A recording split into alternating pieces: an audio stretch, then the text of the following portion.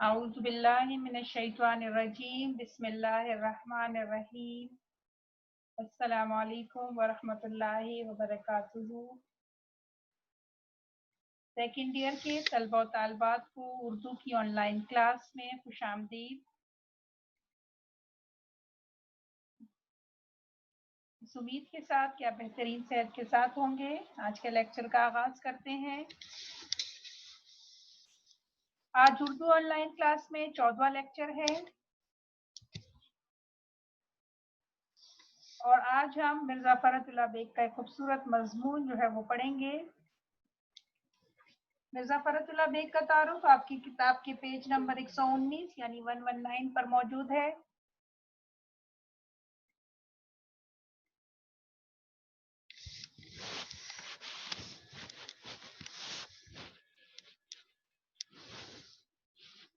تعارف پڑھتے ہیں فرحت اللہ بیگ کا۔ ولادت ہوئی ہے 1883 یعنی 1883 میں اور وفات ہوئی ہے 1947 میں۔ فرحت اللہ بیگ دلی کے محلہ جوڑی والا میں پیدا ہوئے۔ والد کا نام مرزا حشمت اللہ بیگ تھا۔ فرحت ابھی کم سن ہی تھے کہ ان کی والدہ کا انتقال ہو گیا۔ ان کی پرورش ان کی پھپھی حسن جہاں بیگم نے کی۔ فرحت کی ابتدائی تعلیم گھر پر ہوئی۔ انہوں نے سینٹ اسٹیفنس کالج سے BA کیا۔ شعر و شاعری کا شوق طالب علمی کے زمانے میں پیدا ہوا۔ فرحت اللہ بیگ کو ملازمت کے سلسلے میں حیدرآباد جانا پڑا اور وہیں قید ہو کر رہ گئے۔ فرحت اللہ بیگ نے اپنی 64 سالہ زندگی میں 40 سال حیدرآباد میں گزارے۔ یہ وہ دور تھا جب انگریزی تسلط کے بعد دلی شہر تہذیبی لحاظ سے عبوری دور سے گزر رہا تھا۔ فرحت جب بھی دلی آتے تو اس میں انہیں نئی تبدیلیاں نظر آتی۔ فرحت پرانی تہذیب کے دل دادا تھے، انہیں یہ تبدیلیاں گراں گزرتی۔ یہی وجہ ہے کہ فرحت اللہ نے اپنی تحریروں میں پرانی تہذیب کو محفوظ کرنے کی کوشش کی ہے۔ مزاح نگار کی حیثیت سے فرحت اللہ بیگ کا ایک خاص مقام ہے۔ ان کی تحریری خوش طبعی اور ظرافت کا نمونہ ہے۔ اس کے علاوہ ان کی تحریر کردہ خاکے بڑے ذوق و شوق سے پڑھے جاتے ہیں۔ یہ خاکے اردو ادب میں بلند مقام رکھتے ہیں۔ ان خاکوں میں ممدوح کی بے پناہ سچی جھوٹی تعریفوں کی بجائے حقیقی واقعات اور ممدوح کی خوبیوں، خامیوں اور کمزوریوں کے بارے میں غیر جانبداری سے تبصرہ کیا گیا ہے۔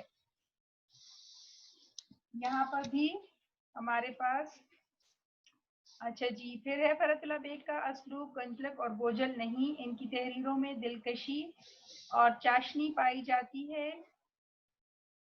دلی کی ٹکسالی زبان پر انہیں عبور تھا۔ انہیں زبان و بیان پر مکمل قدرت حاصل تھی۔ وہ گنجلک، مشکل ادق اور نامانوس الفاظ کے استعمال کو نامناسب سمجھتے ہیں۔ زبان سیکھنے کے لیے ایسے حضرات کی کتابیں پڑھنا مفید ہیں۔ تصانیف ان کی مضامین فطرت، دلی کا یادگار مشاعرہ، نذیر احمد کی کہانی، کچھ ان کی، کچھ میری زبانی وغیرہ جو ہے وہ زیادہ اہم ہے۔ سب سے جو مشہور ان کی کتاب ہے وہ جن سے انہوں نے بہت شہرت پائی وہ ڈاکٹر نذیر احمد کی کہانی، کچھ میری کچھ ان کی زبانی۔ یہ جو ہے یہ بہت خوبصورت تصنیف ہے ان کی، اور اس کی وجہ سے جب انہوں نے یہ کتاب لکھی تو اس کے بعد ان کی جیسے ہم کہہ سکتے ہیں کہ ان کی شہرت کو 4 چاند لگ گئے۔ اور اس کے بعد انہوں نے پھر خاکے لکھنے شروع کیے، اور یہاں پر بھی ہمارے پاس جو موجود ہے مرزا فرحت اللہ بیگ کا یہ خاکہ ہے۔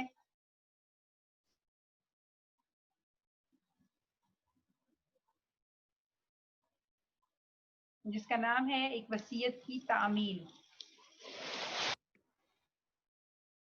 وصیت وہ بات یا وہ خواہش جس کی ہم کہہ سکتے ہیں کہ جس کے مرنے سے پہلے جو ہے یا مرنے والے شخص کی کوئی بات جو ہے وہ وصیت ہوتی ہے۔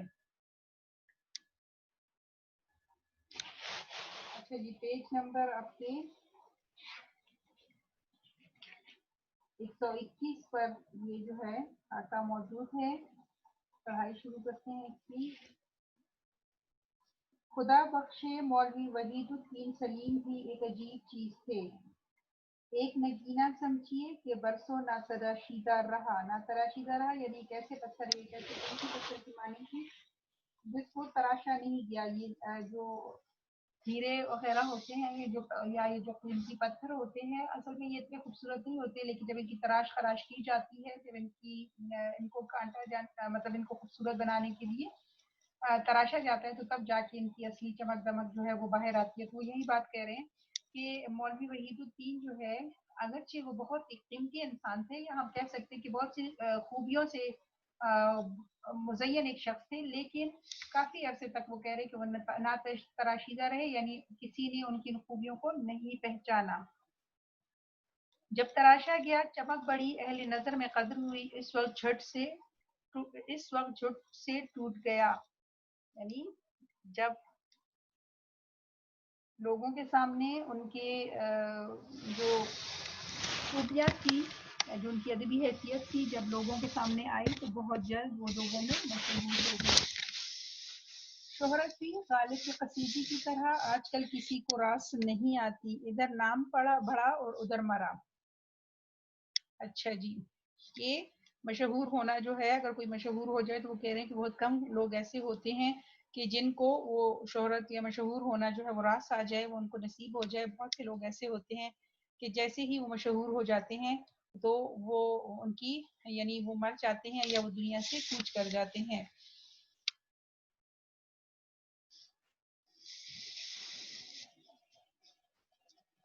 سب سے آگے نکلا اور تیر قضا کا نشانہ ہوا.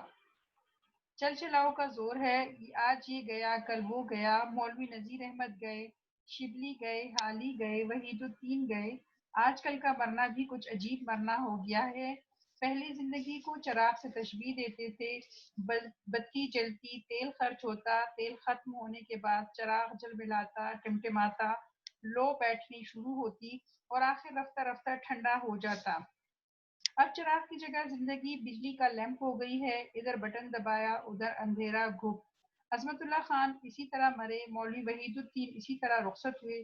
اب دیکھیے کس کی باری ہے. اردو کے مجلس میں دو چار لیمپ جل رہے ہیں، وہ بھی کسی وقت گھٹ سے کھٹ سے گل ہو جائیں گے. اس کے بعد بس اللہ ہی اللہ ہے. اچھا جی، اس پورے پیراگراف میں انہوں نے جو ہے مرزا فرت اللہ بیگ نے بہت خوبصورت طریقے سے زندگی کے بارے میں بتایا ہے کہ کس طرح آج کل زندگی جو ہے، یعنی آج کل موت کا کوئی بھروسہ نہیں. ان کے بقول کہ لوگوں کو بہت جلدی جو ہے وہ موت آ جاتی ہے، پتہ بھی نہیں ہوتا، صحیح سلامت ہوتے ہیں اور یکدم ہی جو ہے ان کی موت کی خبر سننے کو ملتی ہے. وہ کہہ رہے ہیں کہ پہلے مولوی نذیر احمد، شبلی، حالی، وحید الدین سب جو ہیں وہ اسی طرح ان کی موت جو ہے وہ اسی طرح واقع ہوئی. یہاں پہ خوبصورت مثال سے جو انہوں نے بات سمجھائی ہے کہ جو پہلے زندگی کو چراغ کہتے تھے، کہ جس طرح چراغ جو ہے وہ پہلے جلتا تھا، اس سے تیل ختم ہو جاتا تھا، پھر آہستہ آہستہ یعنی زندگی جو ہے وہ پہلے جوانی کی طرف سفر کرتی، پھر آہستہ آہستہ بڑے لوگ بوڑھے ہوتے اور پھر یہ ہوتا کہ ان کی زندگی کا چراغ گل ہونے شروع ہو جاتا تھا اور آخرکار وہ بجھتے بجھتے بالکل بجھ جاتا تھا. لیکن اب وہ کہہ رہے ہیں کہ چونکہ ترقی کا زمانہ ہے، بجلی کا زمانہ ہے، تو زندگی بھی اتنی ہی تیزی سے گزر جاتی ہے. اور جیسے ایک بٹن دبانے سے بلب روشن ہو جاتا ہے اور بند ہو جاتا ہے، تو وہ کہہ رہے ہیں کہ اب یہی مثال جو ہے وہ زندگی کی بھی ہو گئی ہے اور کچھ لوگ باقی رہ گئے ہیں. وہ کہہ رہے ہیں کہ اگر اسی طرح سب لوگ جو ہیں جانے لگے تو اردو کی مجلس میں جو چار لوگ رہ گئے ہیں وہ بھی اگر چلے گئے تو کافی نہیں رہے گا. میں مدت سے حیدرآباد میں ہوں. مولوی وحید الدین بھی برسوں سے یہاں تھے، لیکن کبھی ملنا نہیں ہوا. انہیں ملنے سے فرصت نہ تھی، مجھے ملنے کی فرصت نہ تھی.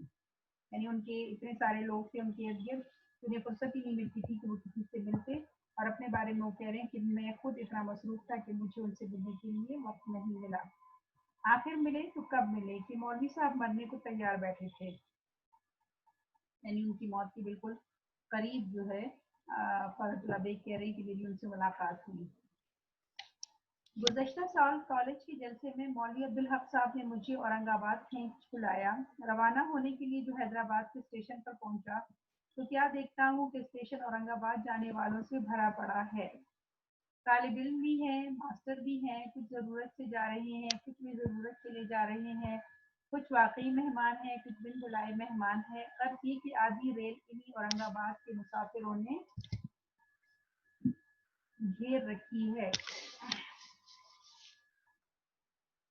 ریل کی روانگی میں دیر تھی، سب کے سب پلیٹ فارم پر کھڑے گپے مار رہے تھے۔ میں بھی ایک صاحب سے کھڑا باتیں کر رہا تھا کہ کیا دیکھتا ہوں، ایک بڑے میاں بھیڑ کو چھیڑتے پھاڑتے بڑے بڑے لمبے ڈگ بھرتے قدم اٹھاتے میری طرف چلے آ رہے ہیں۔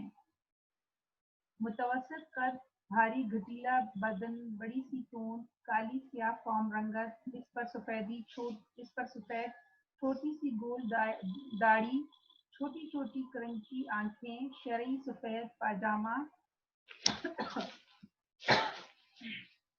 دھکی رنگ کی کشمیری شیروانی، سر پر عنابی ترکی ٹوپی، پاؤں میں جرابے اور انگریزی جوتا۔ یہ ان کا جو ہے حلیہ بیان کر رہے ہیں، ٹھیک ہے جی۔ آتے ہی مجھے گلے لگا لیا۔ حیران تھا کہ یا الہی یہ کیا ماجرا ہے، کیا میرا حبیب اللہ خان اور مولوی نذیر احمد مرحوم کی ملاقات کا دوسرا سین ہونے والا ہے؟ یعنی جس طرح میں ان لوگوں سے پہلی بار ملا تھا تو فرت اللہ بھی کہہ رہی کہ مجھے شک ہوا کہ کیا دوبارہ جو ہے میں اسی طرح کسی اور سے ملنے والا ہوں۔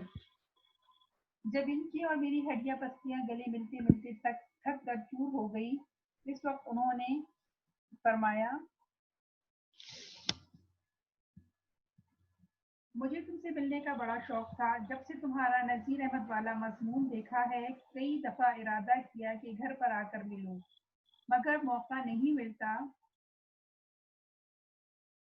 قسمت میں ملنا تو آج لکھا تھا۔ بھائی مجھے نذیر احمد کی قسمت پر رشک آتا ہے کہ تجھ جیسا شاگرد اس کو ملا، مرنے کے بعد ان کا نام زندہ کر دیا۔ افسوس ہے کہ ہم کو کوئی ایسا شاگرد نہیں ملتا جو مرنے کے بعد اسی رنگ میں ہمارا بھی حال لکھتا۔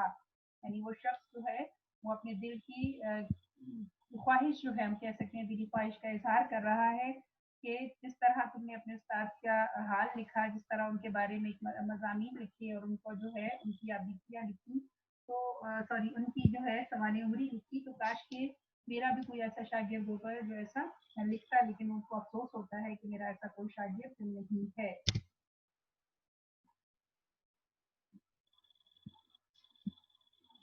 میں پریشان تھا کہ یا اللہ یہ ہیں کون اور کیا کہہ رہے ہیں، مگر میری زبان کب رکتی ہے۔ میں نے کہا، مولوی صاحب گھبراتے کیوں ہیں، بسم اللہ کیجیے، مر جائیے، مضمون میں لکھ دوں گا مذاق میں، ٹھیک ہے جی، کیونکہ مزاحیہ طبیعت کے مالک تھے تو گہرے دلی زبان میں نے ان کو ایسے کہہ دیا کہ اگر آپ مر جائیں گے تو آپ کا بھی مضمون لکھ دوں گا۔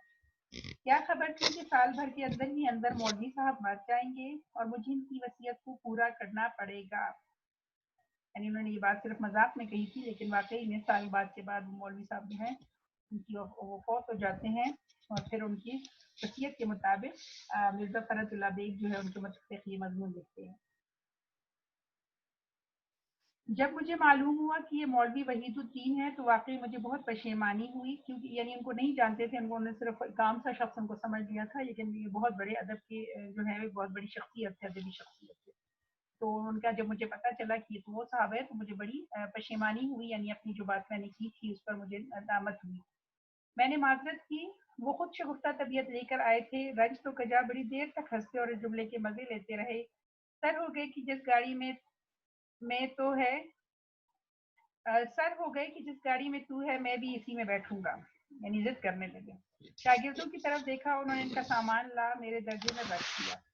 ادھر ریل چلی اور ادھر ان کی زبان چلی۔ رات کے 12 بجے، 1 بجا، 2 بج گئے، مولوی صاحب نہ خود سوتے تھے اور نہ سونے دیتے تھے، نہ سوتے ہیں اور نہ خود سونے دیتے ہیں۔ درجے اول میں ہم 3 آدمی، یعنی ان کے سفر کا آغاز ہوتا ہے اور اپنے سفر کا حال بتا رہے ہیں۔ 3 آدمی تھے، مولوی صاحب اور رفیق بیگ۔ رفیق بیگ تو سو گئے، ہم دونوں نے باتوں میں صبح کر دی، اپنی زندگی کے حالات بیان کیے، اپنی علمی کارناموں کا ذکر چھیڑا، اصطلاحات سے زبان اردو پر بحث ہوتی رہی، شعر و شاعری ہوئی، دوسروں کی خوب خوب برائیاں ہوئی، اپنی تعریفیں ہوئیں۔ مولوی عبدالحق کو برا بھلا کہا کہ اس بیماری میں مجھے زبردستی کھینچ بلایا، غرض چند گھنٹے بڑے مزے سے گزر گئے۔ صبح ہوتے ہوتے کہیں جا کر آنکھ لگی، شاید ہی گھنٹہ بھر سوئے ہوں گے۔ کہ ان کے شاگردوں اور ساتھیوں نے گاڑی پر یورش کر دی حملہ کر دیا۔ پھر اٹھ بیٹھے اور پھر وہی علمی مباحث شروع ہوئی، بھپکیاں اڑی، اس کو بیوقوف بنایا، اس کی تعریف کی۔ ہنسیوں قہقہوں کا وہ زور تھا کہ درجے کی چھت اڑی جاتی تھی۔ اورنگ آباد تک یہی غلغلہ پاڑا رہا، یعنی تمام سفر جو ہے وہ بڑا انہوں نے مزے کیے اور یہی کام جو ہے یعنی بحث و مباحثہ جو ہے وہ کرتے رہے، اور یہی اورنگ آباد تک پہنچتے پہنچتے یہی شغل جو ہے وہ رہا، یا اسی طرح کا ماحول جو ہے وہ ڈبے کا رہا۔ میں نے باتوں باتوں میں یہ بھی کوشش کی کہ مولوی صاحب کی طبیعت کا اندازہ لگاؤں۔ پہلے تو ذرا بند بند رہے لیکن آخر میں بالکل کھل گئے۔ میں نے جو یہ رائے ان کے متعلق قائم کی ہے وہ سن لیجیے۔ سب سے پہلے تو یہ ہے کہ ان میں ظرافت کا مادہ بہت تھا، لیکن یہ ظرافت اکثر رکاکت کی صورت اختیار کر لیتی ہے، دشمنی، یعنی ہم کہہ سکتے ہیں کہ وہ اس میں ایسی حد تک پہنچ جاتے ہیں کہ لوگ جو ہیں ان کی اس ظرافت کی وجہ سے ان کے دشمن بن جاتے تھے، یعنی وہ ہر کسی کا مذاق اڑاتے تھے، ہر کسی سے ہنسی مذاق میں بات کرتے تھے، اور اب یہ بھی ہے کہ کوئی اس کو مانتا ہے، کوئی مطلب کسی کو پسند ہوتا ہے، کسی کو نہیں پسند ہوتا، تو اکثر ان کی جو ظرافت کی عادت تھی وہ ان کے لیے پریشانی کا باعث بن جاتی تھی۔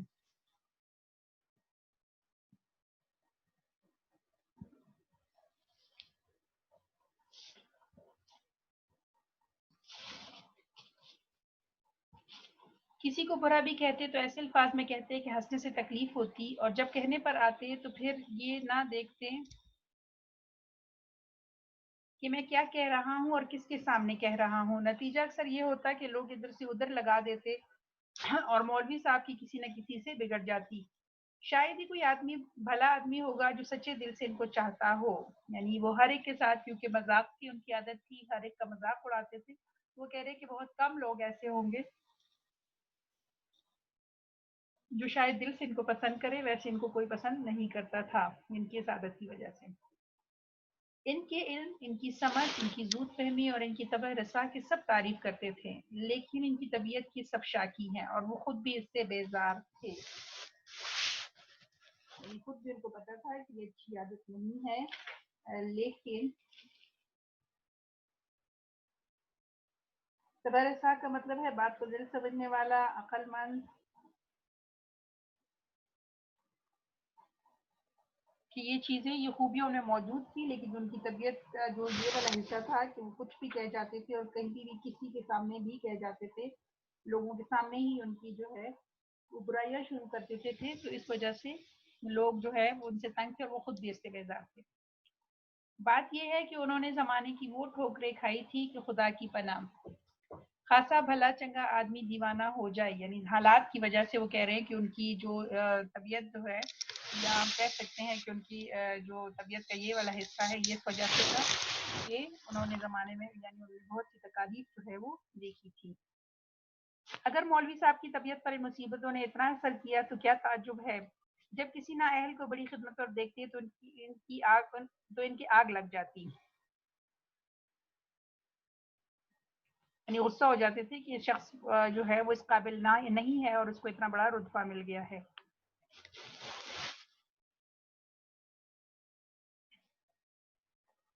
ریل میں دو ایک بڑے شخصوں کا ذکر آیا، انہوں نے ہر دفعہ یہی کہا، اے میاں گدھا ہے، ایک سطر صحیح نہیں لکھتا، اور دیکھو تو کون ہے کہ نواب صاحب، ہم کو دیکھو، تمام عمر علم حاصل کرنے میں گزری، اس اخبار کی ایڈیٹری کی، اس رسالے کے مینیجر ہوئے، سر سید کی خدمت میں سر گاڑی پاؤں یا پہیا کیا، یعنی بہت خدمت کی، بھاگ دوڑ میں لگے رہے۔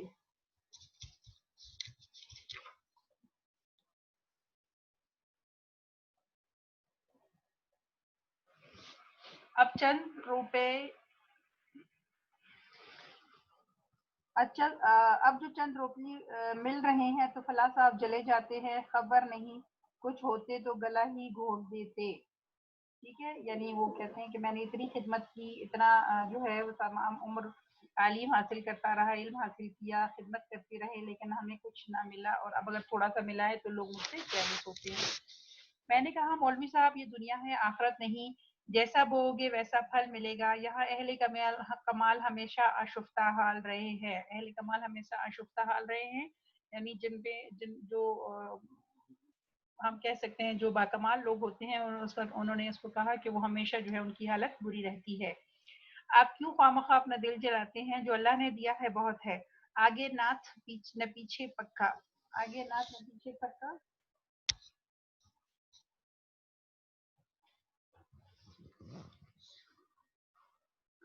یعنی آپ کو اور کیا چاہیے؟ جو کچھ دیا ہے آگے پیچھے ویسے بھی کوئی نہیں ہے جس کے آگے پیچھے کوئی نہ ہو. اس کے لیے یہ لفظ جو ہے وہ استعمال کیا جاتا ہے آگے ناتھ نہ پیچھے پکا. یعنی آپ کے آگے پیچھے ویسے بھی کوئی نہیں ہے. جو کچھ اللہ نے دیا ہے اس پر شکر ادا کیجیے. مزے کیجیے، بہت ہو گئی تھوڑی رہی ہنسی خوشی یہ بھی گزار دیجیے. وہ بلا میری باتوں کو کیا سننے والے تھے، ان کے تو دل میں زخم تھے. تمام عمر مصیبت اٹھائی تھی، نااہلوں کو آرام و آسائش میں دیکھ کر وہ زخم ہرے ہو جاتے تھے. زبان اپنی تھی کسی کا دینا نہیں تھا، بے نقص سنا کر دل ٹھنڈا کر لیتے تھے. یعنی کیونکہ بہت تکلیفیں اٹھائی تھی اور وہ کہہ رہے ہیں کہ وہ ایسی ہی جو ہے وہ سناتے چلے جاتے تھے اور بے نقص سناتے تھے. یعنی بغیر رکے جو ہے وہ جو دل میں آتا تھا وہ بیان کر دیتے تھے اور وہ لوگوں کو سنا دیتے تھے. زمانے کے ہاتھوں ان کی طبیعت میں ایک دوسرا انقلاب یہ بھی ہو گیا تھا کہ جتنی ان کی نگاہ وسیع ہوئی اتنے ہی ان کا دل تنگ ہو گیا. جتنی ان کے قلم میں روانی پیدا ہوئی اتنی ہی ان کی مٹھی بند ہو گئی. یعنی وہ کنجوس ہو گئے. میں ان کے پیٹھ پیچھے نہیں کہتا، جب ان کے منہ پر کہہ چکا ہوں کہ مولوی صاحب آپ کی کفایت شعاری نے بڑھتے بڑھتے کنجوسی اختیار کر لی ہے تو اب لکھتے کیوں ڈروں. یعنی میں یہ بات جو ہے میں ان کے سامنے ان کو بھی کہہ چکا ہوں. اب ان کے مرنے کے بعد اگر میں یہ بات کر رہا ہوں تو یہ کوئی غلط بات نہیں ہے، بلکہ میں یہ بات ان کے سامنے کر چکا ہوں. واقعی بڑی ہی کنجوس تھے. 1000 روپے کے گریڈ میں تھے.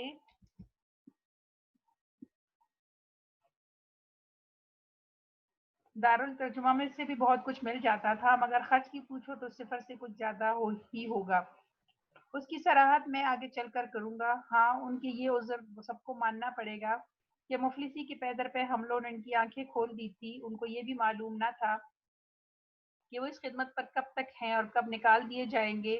خشک سالی کے اندیشے سے ارزانی کے زمانے میں گھتے بھرنے کی فکر میں رہے. خود چل بسے اور جمع پونچی دوسروں کے لیے چھوڑ بھی اتنے گئے کہ بعض لوگوں کو افسوس ہوا کہ ہم ان کے بیٹے کیوں نہ ہوئے. اچھا جی، وہ کہہ رہے ہیں کہ وہ کنجوس ہو گئے تھے اور میں کئی دفعہ ان کو کہہ چکا تھا کہ آپ کی یعنی کفایت شعاری جو ہے وہ کنجوسی میں بدل رہی ہے. لیکن وہ کہتے تھے کہ نہیں، یہ بات بھی ماننی پڑے گی کہ کیونکہ انہوں نے بہت مشکلات دیکھی، لہٰذا اب ان کو پتا تھا کہ آگے پتہ نہیں کیا حالات آئیں گے. لہٰذا اس حالات کے لیے پہلے ہی سے خود کو تیار رکھتے تھے اور پیسے جمع کرتے رہتے تھے. اور اس ڈر سے کہ ایسا نہ ہو کہ کل کو نوکری نہ رہے یا کل جو ہے کوئی کام نہ ہو تو پیسے میرے پاس موجود ہوں. وہ کہہ رہے ہیں کہ خوش سالی کے اندیشے سے ارزانی کے زمانے میں گھٹے بھرنے کی فکر میں رہیں. یعنی کہ جب ایسا نہ ہو کہ برے حالات آ جائے تو پہلے سے ہی اپنے پاس چیزیں جو ہیں یا پیسے جو ہے وہ جمع کرتے تھے. اور کہہ رہے تھے پیسے جمع کیے کہ لوگ افسوس کرنے لگے کہ کاش ہمیں بھی ان کے بیٹے ہوتے. بہرحال یوں ہی ہنستے بولتے 2 بجے اورنگ آباد پہنچ گئے. بڑے زور کا استقبال ہوا. موٹروں میں لد کر اورنگ آباد پہنچ گئے. کیا دیکھتے ہیں کہ یہاں سے وہاں تک خیمے ہی خیمے لگے ہیں. خیموں کے سامنے جلسے کا منڈھاوا ہے. منڈوے کے سامنے جو خیمہ تھا اس میں مجھے اور مولوی صاحب کو جگہ ملی. مولوی صاحب کی طبیعت پہلے سے بدمزہ تھی. راستے کی تھکان اور رات بھر کے جاگنے سے اور خراب ہو گئی. بخار چڑھ آیا. 2 وقت کھانا نہیں کھایا. تیسرے وقت بڑے کہنے سننے سے تھوڑا سا دودھ پیا. دوسرے روز ان کا لیکچر تھا. طبیعت صاف نہیں تھی پھر بھی بڑی میاں کو جوش آ گیا. ٹرنک میں سے جوڑا نکالا. ریشمی شیروانی نکالی. نئی ترکی ٹوپی نکالی. اپنا میلا کچیلا جوڑا پھینک نیا پہن اسٹارٹ سے جلسے میں آئے کہ واہ واہ واہ واہ. کھڑے ہو کر لیکچر دینے کا دم نہ تھا. کرسی بچھا دی گئی. انہوں نے جیب میں سے چھوٹے چھوٹے نیلے کاغذوں کے پرچوں کی گڈی نکالی اور لیکچر پڑھنا شروع کیا.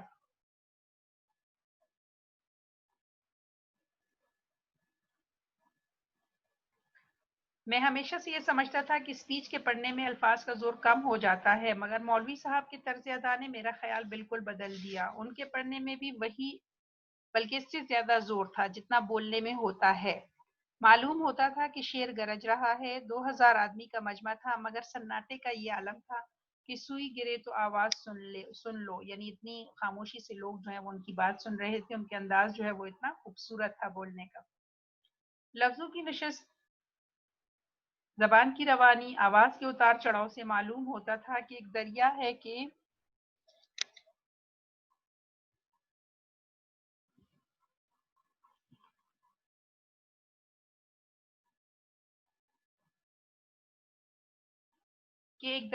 عمڈہ چلا آ رہا ہے. ایک برقی رو ہے کہ کانوں سے گزر کر دل و دماغ پر اثر کر رہی ہے.